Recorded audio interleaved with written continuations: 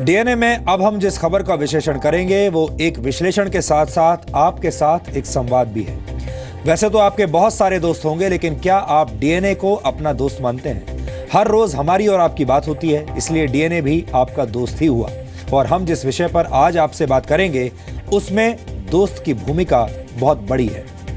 आज विश्व स्वास्थ्य दिवस यानी वर्ल्ड हेल्थ डे है और इस बार इसका थीम है डिप्रेशन। अगर आपको भी कोई मानसिक परेशानी है या फिर आपका मन किसी बात से परेशान है और आपको लग रहा है कि आप डिप्रेशन का शिकार हो रहे हैं, तो लेट्स टॉक। चलिए इस पर बात करते हैं, क्योंकि डीएनए आपका दोस्त है।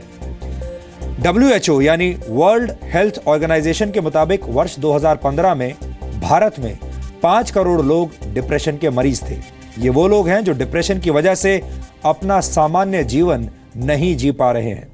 दक्षिण एशियाई देशों में सबसे ज्यादा डिप्रेशन के मरीज भारत में ही रहते हैं। इसके अलावा 3 करोड़ 80 लाख लोग ऐसे हैं जो एंजाइटी यानी चिंता और उससे जुड़ी घबराहट के शिकार हैं। कई बार ये घबराहट इतनी बढ़ जाती है कि इसका शिकार व्यक्ति आत्महत्या कर लेता है। यानी भारत में करीब 9 करोड़ लोग ऐसे हैं जिन्हें किसी न किसी तरह की मानसिक परेशानी है।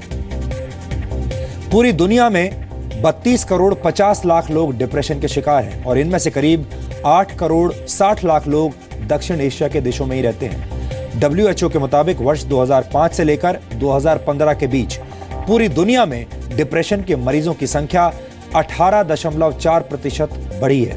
इन आंकड़ों के मुताबिक 78% आत्महत्याएं कम और मध्यम आय वाले देशों में होती हैं और हमारा देश भारत भी एक निम्न मध्यम आय वाला देश है। पूरी दुनिया में हर साल करीब 8 लाख लोग आत्महत्या कर लेते हैं। डिप्रेशन को आत्महत्या की सबसे बड़ी वजह माना जाता है। यानी डिप्रेशन की वजह से हर 45 सेकंड में एक व्यक्ति अपनी जान दे रहा है। WHO के मुताबिक 15 से 29 वर्ष के लोगों के बीच आत्महत्या को मौत की दूसरी सबसे बड़ी वजह माना गया है। यानी अगर हम सब ने डिप्रेशन पर बात करना शुरू नहीं किया तो जल्द ही ये एक महामारी में बदल जाएगा। एक अन्य रिपोर्ट के मुताबिक 2016 में भारत के लोगों ने 2015 के मुकाबले डिप्रेशन की ज्यादा दवाएं खाई थी। 2015 के मुकाबले 2016 में डॉक्टरों ने एंटी डिप्रेसेंट दवाओं के प्रिस्क्रिप्शंस 14% ज्यादा लिखे। वर्ष 2016 में एंटी डिप्रेसेंट दवाओं के 3 करोड़ 46 लाख नए पर्चे लिखे गए, जबकि 2015 में यह संख्या 3 करोड़ 35 लाख थी। National institute of mental health and neuro sciences के मुताबिक भारत में हर 20 में से एक व्यक्ति डिप्रेशन का शिकार है। डिप्रेशन एक मानसिक रोग है जिसका पुख्ता इलाज किया जा सकता है, यह संभव है। इसलिए विश्लेषण की शुरुआत में ही हमने आपसे कहा था कि अगर आप डीएनए को अपना दोस्त मानते हैं तो आज हम इस विषय पर खुलकर बात करेंगे। इसलिए अगर आप चाहें तो डिप्रेशन के खिलाफ #दोस्तडीएनए का इस्तेमाल करके किसी पॉजिटिव विचार को ट्वीट कर सकते हैं। आप WHO द्वारा दिए गए #Let'sTalk का इस्तेमाल भी कर सकते हैं। भारत में मानसिक स्वास्थ्य पर ज्यादा बात नहीं होती। हम आपस में इस बारे में कभी बात नहीं करते, अपने परिवार को भी इस बारे में बताते नहीं और सरकारें भी इस तरफ कोई विशेष ध्यान नहीं देती। भारतीय परिवारों में लोग अक्सर अपनी मानसिक परेशानियों को दूसरे के साथ नहीं बांटते। छोटी छोटी बातों पर डिप्रेशन में चले जाना हमारा स्वभाव बनता जा रहा है। छोटी उम्र से ही तनाव हम पर हावी होने लगा है और उम्र बढ़ने के साथ साथ ये मानसिक तनाव कई दूसरी बीमारियों की वजह बन जाता है। हमें लगता है कि आंकड़ों के मुताबिक भले ही भारत में डिप्रेशन के 5 करोड़ मरीज हों, लेकिन ये आंकड़ा इससे भी ज्यादा हो सकता है, क्योंकि भारत में मानसिक परेशानियों के ज्यादातर मामले डॉक्टरों तक पहुंचते ही नहीं है, ये कभी रिपोर्ट नहीं होते। बहुत सारे मामलों में तो ये पता ही नहीं चलता कि व्यक्ति डिप्रेशन का शिकार है। भारत एक युवा देश है, लेकिन अगर हमारे युवा डिप्रेशन के शिकार हो जाएंगे तो भारत की शक्ति कम हो जाएगी और हमारा देश दुनिया से मुकाबला नहीं कर पाएगा। इसलिए डिप्रेशन के खिलाफ भारत को बड़े स्तर पर लड़ाई लड़नी होगी। पूरी दुनिया में होने वाले कुल मौतों में सुसाइड यानी आत्महत्या की हिस्सेदारी 1.5% है। वर्ष 2012 में पूरी दुनिया के मुकाबले भारत में आत्महत्या के सबसे ज्यादा मामले सामने आए थे। यानी आत्महत्या के मामले में भारत दुनिया का नंबर 1 देश है। WHO के मुताबिक भारत उन देशों में शामिल है जहां प्रति 10,000 लोगों पर आत्महत्या की दर बहुत ज्यादा है। सुसाइड करने वाले लोगों में सबसे ज्यादा संख्या युवाओं की है। ये वही युवा हैं जो सोशल मीडिया पर तो हजारों की संख्या में दोस्त बना लेते हैं, लेकिन जब इन्हें अपने दिल की बात कहनी होती है तो ये किसी से कह नहीं पाते, या फिर इनके पास एक भी दोस्त ऐसा होता नहीं। हमसे बहुत सारे लोगों ने अलग अलग सोशल नेटवर्किंग साइट्स पर अपने अपने अकाउंट्स बनाए हैं और वहां हम लोग लगभग हर रोज नए दोस्त बनाते हैं। उन दोस्तों के साथ अपने विचार भी शेयर करते हैं, तस्वीरें शेयर करते हैं। लेकिन क्या आप कभी खुद से ये सवाल पूछते हैं कि अगर आप डिप्रेशन में हैं या फिर आपके मन में आत्महत्या जैसे विचार आ रहे हैं, तो क्या आप अपनी फ्रेंड लिस्ट में शामिल किसी दोस्त की मदद ले सकते हैं? बहुत कम लोग ऐसे होंगे जिनका जवाब हाँ में होगा। यानी हमारा सोशल नेटवर्क तो हर दिन बड़ा हो रहा है। सोशल नेटवर्क पर दोस्तों की लिस्ट लंबी होती जा रही है, लेकिन किसी से मिलकर उससे अपने दिल की बात कहने वाला नेटवर्क दिन ब दिन छोटा होता जा रहा है। वैसे अब आत्महत्या जैसे कदम उठाने का विचार रखने वाले लोगों की पहचान करने के लिए सॉफ्टवेयर्स की मदद भी ली जा रही है। फेसबुक समेत कई सोशल नेटवर्किंग साइट्स अब आर्टिफिशियल इंटेलिजेंस की मदद से ऐसे सॉफ्टवेयर तैयार कर रही हैं जो पहले ही ये चेतावनी दे देंगे कि फलां यूजर आत्महत्या कर सकता है, उसके अंदर ऐसी टेंडेंसीज हैं। फ्लोरिडा स्टेट यूनिवर्सिटी के रिसर्चर्स ने 20 लाख ऐसे मरीजों का डेटा इकट्ठा किया है जो मानसिक रूप से परेशान थे, और फिर सॉफ्टवेयर की मदद से ये जानने की कोशिश की गई कि इनमें से कितने मरीज आत्महत्या कर सकते हैं। आपको जानकर हैरानी होगी कि सॉफ्टवेयर एनालिसिस से जो नतीजे सामने आए वो 80 से 90% तक ठीक थे। ये एक अच्छी कोशिश है, लेकिन हमें लगता है कि डिप्रेशन को रोकने के लिए कंप्यूटर की मदद लेने की बजाय हमें अपने आसपास के लोगों की मदद लेनी चाहिए। आर्टिफिशियल इंटेलिजेंस और आर्टिफिशियल भावनाओं की जगह असली भावनाओं का मोल पहचानना चाहिए। डिप्रेशन कोई लाइलाज बीमारी नहीं है, बल्कि इसे कुछ दवाइयों और काउंसलिंग की मदद से आसानी से ठीक किया जा सकता है। लेकिन इसके इलाज में जो चीज सबसे ज्यादा मदद करती है वो है आपस में की गई बातचीत। अगर आपके आसपास भी कोई ऐसा व्यक्ति है जो डिप्रेशन का शिकार है, तो उससे बात कीजिए, उसकी परेशानियों को समझिए, और अगर आप खुद डिप्रेशन के शिकार हैं तो घबराइए मत, इस विषय पर खुलकर बात कीजिए। लोगों को अपनी परेशानी के बारे में बताइए, और अगर अब भी आप ऐसा करने की हिम्मत नहीं कर पा रहे हैं तो हमारा यह विश्लेषण जरूर देखिए, इससे आपको बहुत मदद मिलेगी। हर 20 में से एक व्यक्ति डिप्रेशन का शिकार है। सीने में जलन और आंखों में तूफान भले ही डिप्रेशन के लक्षण न माने जाएं, लेकिन इस बात से इनकार नहीं किया जा सकता कि भारत डिप्रेशन वाले बुरे दौर से गुजर रहा है। लेकिन कोई इस पर बात नहीं करता, कोई दूसरे को दिलासा देकर यह नहीं कहता कि सब ठीक हो जाएगा। यहां तक कि लोग डिप्रेशन की बात अपने डॉक्टर को भी नहीं बताते। यानी भारत में डिप्रेशन को पर्दे में रखा जाता है, और यही वजह है कि भारत में मानसिक रोगियों की संख्या लगातार बढ़ रही है। डिप्रेशन एक लक्षण है और डिप्रेशन एक बीमारी है। तो लक्षण कुछ दिन रहते हैं और उसके बाद धीरे धीरे वो ना इलाज करे या उसके तरफ गौर ना करे तो वो बीमारी बन जाते हैं। शुरू में जब भी हम कोई कहते हैं कि मेरा मन सही नहीं है या मैं डिप्रेस्ड हूँ, हमारे दोस्त कहते हैं कि छोड़ यार, क्या बात करना है इसके बारे में, या बुजुर्ग कहते हैं कि देखो ये सब छोड़ो, काम में आ जाओ, बहुत दिन हो गए ऐसा करते हुए। ये जो सारे नेगेटिव बातें हैं, ये कोई भी इंसान को अपने मन की भावना बोलने से रोकता है। तो हर जगह पे हमें सोसाइटी में सिखाया गया है कि मानसिक लक्षण जो होते हैं वो मानसिक कमजोरी के मार्कर्स हैं, और इसीलिए हम जो डिप्रेशन है या जो मानसिक समस्या है उसके बारे में हम खुल के बात नहीं करते। जब उनके बारे में बात नहीं करते वो हमारे अंदर रहता है, तो माइल्ड फॉर्म्स ऑफ डिप्रेशन जो शायद बिना दवाई की बाकी इलाज से कंट्रोल हो जाए, जो लाइफस्टाइल मॉडिफिकेशन से, एक्सरसाइज करने से, बाकी लोगों से मिलने से कम हो जाए, उस स्टेज में डिप्रेशन पकड़े नहीं जाते और बहुत सारे लोग आते ही नहीं है। ये 38 वर्ष के एक व्यक्ति हैं। ये अपने डिप्रेशन का इलाज करा रहे हैं। वक्त पर डॉक्टर के पास आ गए और इलाज शुरू करा दिया। अब ये पहले से बेहतर जिंदगी जी रहे हैं। लेकिन अगर ये मनोचिकित्सकों की सलाह न लेते तो शायद इनकी जिंदगी कभी सामान्य न हो पाती। खुशी भी हो रही है तो एक बाहरी खुशी दिखा दी, बट अंदर से मन उदास ही रहता था। अपना जो आत्मविश्वास होता था, जो मनोबल होता था, वो बिल्कुल ऐसा लगता था कि अब कुछ भी नहीं रहा है। और भूख, एकदम खाने की इच्छा, कहीं बाहर जाने की इच्छा, इवन डेली रूटीन के जैसे नहाना की उसमें भी किसी भी चीज़ में ऐसा मन नहीं लगता था। ऐसा लगता था कि अपने आप को एक कमरे में अकेले बैठ के कुछ सोचते रहो। फैमिली वगैरह से बात करना एकदम बंद हो गया था। भारत में डिप्रेशन एक बहुत बड़ी समस्या बन चुका है। महानगरों में तनाव और घबराहट आम आदमी की जिंदगी का हिस्सा बन चुके हैं। अच्छे प्रदर्शन के लिए थोड़ा बहुत तनाव लेना जरूरी भी होता है, लेकिन जब यह तनाव जिंदगी पर भारी पड़ने लगे तो इसे बाय बाय कह देने में ही फायदा है। इसको कहते हैं नॉन स्क्रीन टाइम कनेक्ट। मतलब आप फेसबुक या व्हाट्सएप के जरिए जो कनेक्ट कर रहे हो उसमें इमोशन की आदान प्रदान नहीं होते, उसमें आप मैसेजेस लिखते हैं। जब आप आमने सामने बैठ के बात करते हैं उस टाइम पे बात और इमोशन के भी आदान प्रदान होते हैं। जितना हम ऐसे इमोशनली इन्वॉल्व होकर बात करेंगे उतना हमारा सोशल इमोशनल कनेक्ट बढ़ेगा। जितना इमोशनल कनेक्ट बनेगा वैसे स्ट्रेस को झेलने का, स्ट्रेस को समस्या के सम्मुखीन होने का हमारा जो क्षमता है वो बढ़ेगा। सो अगर हम नॉन स्क्रीन टाइम लोगों के साथ बात करना शुरू करें किसी भी विषय पे, इवन डिप्रेशन छोड़ के भी, जिंदगी के बहुत सारे परेशानी उससे आराम से दूर हो सकते हैं। भारत अपने स्वास्थ्य बजट का सिर्फ 0.06% मानसिक बीमारियों से लड़ने पर खर्च करता है। आपको जानकर हैरानी होगी कि इस मामले में बांग्लादेश भी भारत से आगे है।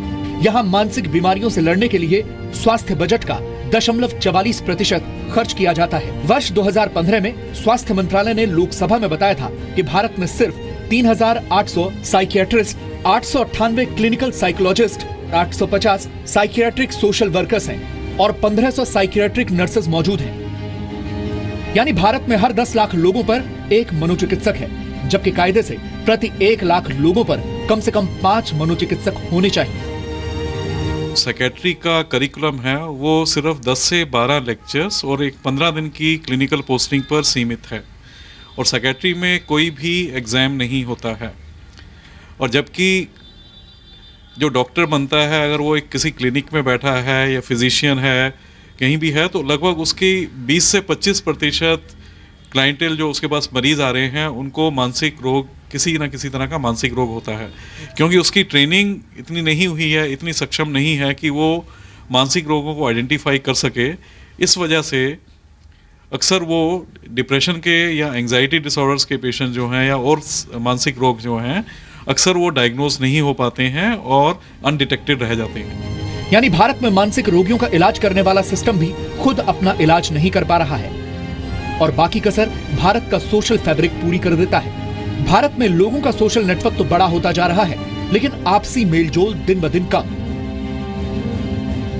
एक बेस्ट फ्रेंड, उसका मतलब कुछ प्रॉब्लम थी, personal problem, so he was depressed और यही इसी से रिलेटेड उसने फेसबुक पर पोस्ट डाले थे, तो आई आस्क्ड हिम। वही लाइक और कमेंट ना करे, मतलब उसको सिर्फ सोशली तक मत रहने दे, उसको पर्सनली ले, उसको समझे कि बंदे के इंटेंशन क्या हो सकते हैं उसके पीछे।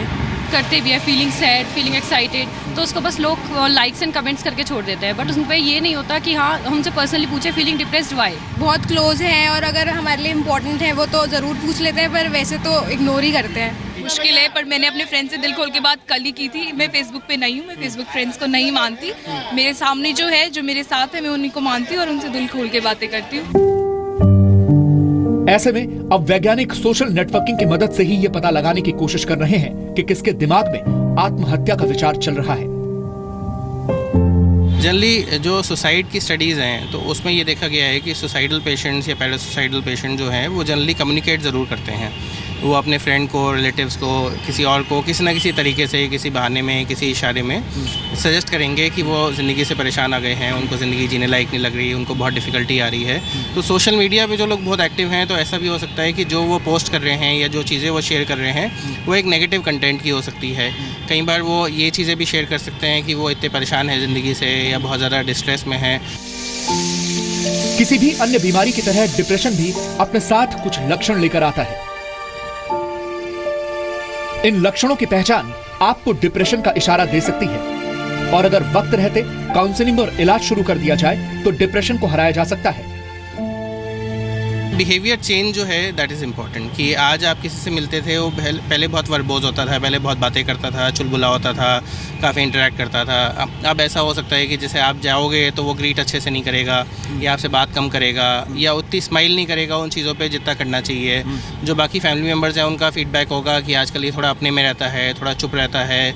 बायोलॉजिकल फंक्शन जिसे कहते हैं कि नींद है, भूख है, एनर्जी लेवल्स हैं, ये जनरली कम हो सकते हैं, तो ये एक फैक्टर हो सकता है। देन इरिटेशन होना, गुस्सा आना, वो एक फैक्टर हो सकता है। देन अगर थोड़ा सा लंबा चल गया डिप्रेशन तो कई बार वज़न कम होने लगता है, कई लोग बहुत ज़्यादा खाने लगते हैं डिप्रेशन के कारण। तो ये छोटे छोटे चीज़ें हैं जो अगर एक साथ 3-4 चीज़ें 5 चीज़ें किसी में हैं, कई लोगों को मेमोरी की दिक्कत आने लगती है, कई लोगों को कंसंट्रेशन में दिक्कत आती है, कई लोगों को अपने वर्क परफॉर्मेंस में ज़रा सा प्रेशर आता है, बहुत ज़्यादा टेंस हो जाते हैं।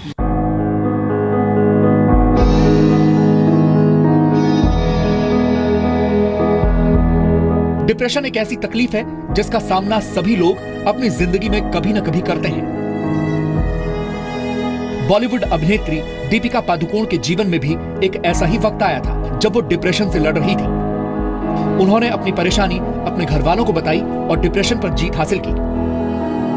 Society that we live in today, we become so competitive, we become so driven, which is a good thing, but I think in the process we've become a little less sensitive to the people around us.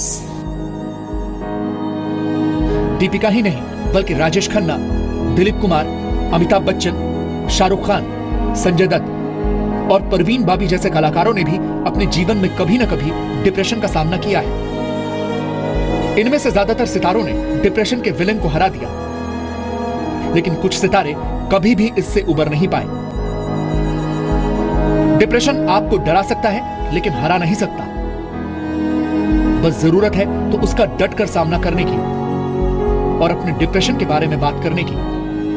इस भीड़ भरी दुनिया में भले ही आपके पास Facebook में हजारों दोस्त हों, लेकिन क्या आपने कभी गौर किया है कि पिछली बार आपने अपने दोस्त से आमने सामने बैठकर दिल खोलकर बात कब की थी? क्योंकि दोस्त के साथ दिल खोलकर की गई ये बातचीत आपकी दिमागी सेहत के लिए बहुत जरूरी है। यकीन मानिए, अगर आप ऐसा करेंगे तो आपकी जिंदगी को डियर जिंदगी बनने से कोई नहीं रोक पाएगा। दिल्ली से पवन नारा के साथ ब्यूरो रिपोर्ट, जी मीडिया। यहां पर आपको यह भी पता होना चाहिए कि आखिर डिप्रेशन क्या होता है, इसके लक्षण क्या हैं और इसे कैसे हराया जा सकता है। WHO के मुताबिक डिप्रेशन एक ऐसी बीमारी है जिसमें लगातार उदासी बनी रहती है, सामान्य गतिविधियों में दिलचस्पी कम हो जाती है और रोजमर्रा के काम करने का भी मन नहीं करता। अगर ऐसी स्थिति 2 हफ्ते तक लगातार बनी रहे तो ये डिप्रेशन हो सकता है। ये किसी को भी हो सकता है। अगर आप छात्र हैं और अपने लक्ष्य से पीछे चल रहे हैं, यानी इम्तिहान के लिए तैयारी पूरी नहीं है, तो आपको कुछ समय के लिए डिप्रेशन हो सकता है। अगर आप कहीं किसी दफ्तर में काम करते हैं, अपने लक्ष्य को पूरा नहीं कर पा रहे हैं, अपने दफ्तर में कोई परेशानी है, तो भी आपको डिप्रेशन हो सकता है। मौसम की वजह से भी डिप्रेशन हो सकता है। इसके अलावा डिप्रेशन के शिकार व्यक्ति को ऐसा लगता है कि उसमें ऊर्जा की कमी है, कमजोर महसूस करता है, उसकी भूख कम हो जाती है या फिर बहुत ज्यादा बढ़ जाती है। नींद भी या तो बहुत कम हो जाती है या फिर बहुत ज्यादा नींद आने लगती है। इसके अलावा चिंता और घबराहट होने लगती है। कई बार मन में आत्महत्या जैसे विचार भी आने लगते हैं।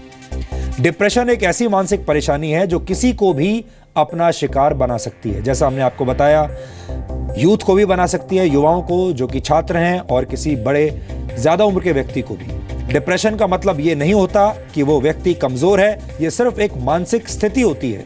आपको अपने मन में ऐसा लगता है कि आप कमजोर हैं, जबकि आपके आसपास की स्थिति ऐसी होती नहीं है। डिप्रेशन को बातचीत, अलग अलग तरह की थेरेपीज और एंटी डिप्रेसेंट दवाओं की मदद से दूर किया जा सकता है। अगर आपको भी लगता है कि आप डिप्रेस्ड हैं, तो अपने किसी करीबी दोस्त या रिश्तेदार के साथ बात कीजिए, उसके सामने अपनी भावनाओं का इजहार कीजिए, इससे आपको बहुत फायदा होगा। लेकिन अगर डिप्रेशन बहुत ज्यादा है तो डॉक्टर की मदद लेने में बिल्कुल भी देर नहीं करनी चाहिए। आपको अपनी पसंद के वो काम करने चाहिए जिनसे आपको आनंद मिलता है, जिनसे आपको खुशी मिलती है। आपको आसपास के माहौल से कटकर रहने की बजाय, अकेले रहने की बजाय लोगों से मिलते रहना चाहिए। अपने परिवार और दोस्तों के साथ वक्त जरूर बिताएं, वर्कआउट जरूर करें, व्यायाम करें।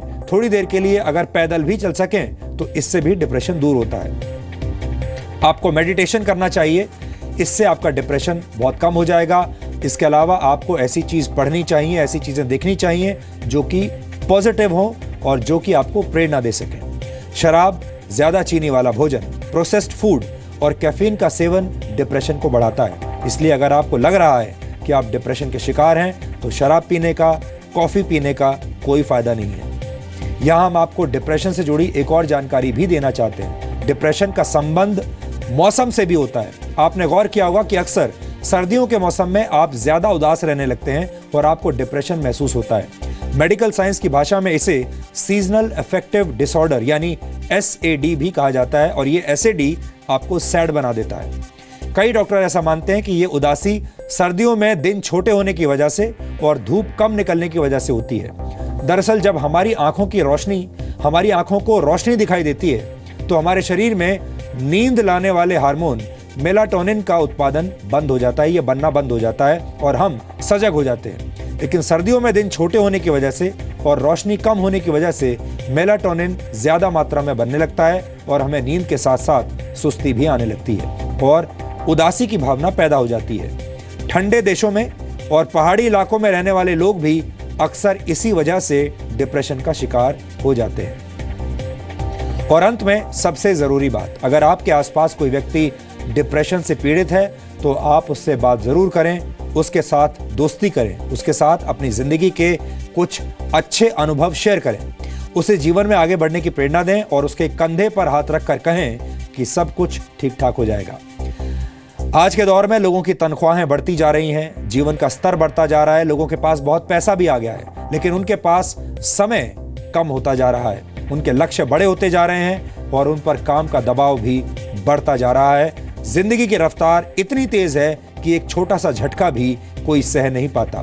जिसके पास साइकिल होती है वो सोचता है उसके पास बाइक क्यों नहीं है, जिसके पास बाइक है वो ये सोचता है उसके पास कार क्यों नहीं है। जबकि सोच ये होनी चाहिए कि अगर आपके पास साइकिल है तो आप सोचें कि आपके पास साइकिल तो है, बहुत सारे लोगों के पास तो साइकिल भी नहीं है। ये जो विचार मैंने आपको अभी बताया, ये अभी सोशल मीडिया पर हमारे एक दर्शक ने हमें लिखकर भेजा है और उन्हीं के विचार मैं आप तक पहुंचा रहा हूं। DNA में हम आपको अपने ही परिवार का एक हिस्सा मानते हैं, इसलिए मैं डिप्रेशन से जुड़ी कुछ निजी बातें आपको बताना चाहता हूं। डिप्रेशन किसी के साथ भी हो सकता है। खबरों की दुनिया में कई बार हमें ऐसी खबरों का विश्लेषण करना पड़ता है जिनमें नेगेटिविटी की मात्रा बहुत ज्यादा होती है। कई बार ऐसी तस्वीरों को देखकर खबर बनानी पड़ती है जिन्हें कोई भी संवेदनशील व्यक्ति देखना नहीं चाहेगा। न्यूज़ की दुनिया में, खबरों की दुनिया में रीटेक के मौके कभी नहीं होते, इसलिए गलतियां हो जाने पर गुस्सा भी आता है और तनाव भी होता है, क्योंकि जो प्रोग्राम अभी भी मैं आपके सामने पेश कर रहा हूं ये लाइव है और इसमें रीटेक का कोई मौका नहीं।